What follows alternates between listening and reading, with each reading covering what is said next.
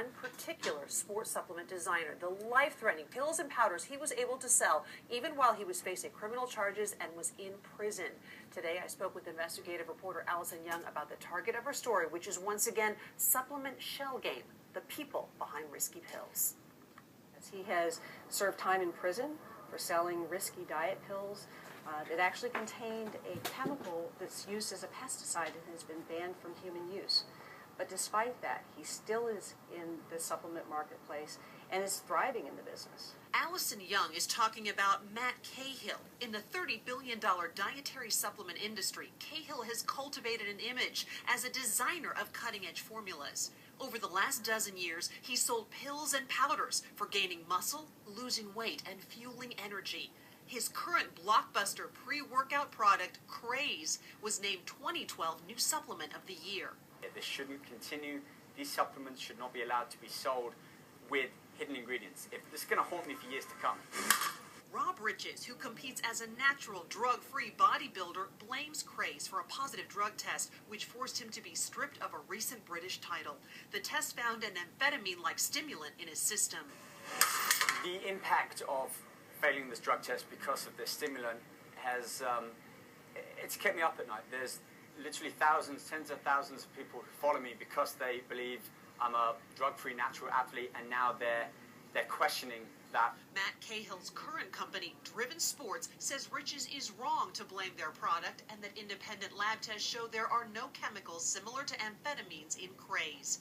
The U.S. Anti-Doping Agency says there are. Tests from a national Swedish lab back them up. And Craze is by no means the first of Cahill's products under legal scrutiny for the ingredients inside. She didn't know how dangerous it was. She was a child. Teenagers do stupid things. She said over and over again, I don't want to die. And she certainly didn't want to be in that kind of pain. Bonnie Hull's 17-year-old daughter Lita had taken an intentional overdose of diet pills that day in 2002. Federal investigators later learned Lita bought them over the internet from an earlier business owned by Cahill, DesignerLabs.com. The pills contain DNP, a highly toxic chemical insecticide that was briefly used as a weight loss drug in the 1930s with disastrous consequences. It made people go blind. Investigators determined Cahill falsely claimed he was a landscaper to buy the DNP, then worked with a friend to mix it with baking powder and put it in capsules for sale. Lita's parents say the heat-generating reaction caused by the DNP in her system left her screaming in pain. She died 10 hours later. She would have been a candidate to donate organs, but the pathologist said there was nothing left. Organs were just shot completely, even her eyes. For the sale of DNP, Cahill pled guilty to charges for mail fraud and introducing a misbranded drug to the market. He got a 2-year prison sentence and was released in 2007.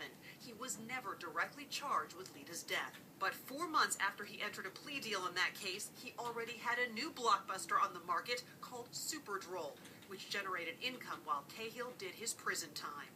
Jareem Gunter was one athlete who took it. As a college baseball player with dreams of going pro, he says he researched the ingredients on Superdrol's label to make sure they were safe and did not violate any NCAA rules. But it turned out Superdrol was a potent designer steroid, and medical journal articles would later document the significant damage it caused to the liver.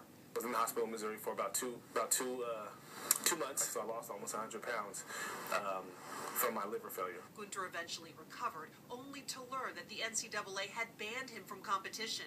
He lost his college scholarship and had to drop out of school. Matt Cahill declined USA Today's request for interviews about his companies and products. What the supplement industry and the FDA advise is that you really need to be checking out who you're buying your supplement from and what's in it. And that's a bit difficult for consumers to really know. It's not like they have an analytical lab in their kitchens. My thanks to Alison Young. Still ahead tonight, some congressional lawmakers have a message for people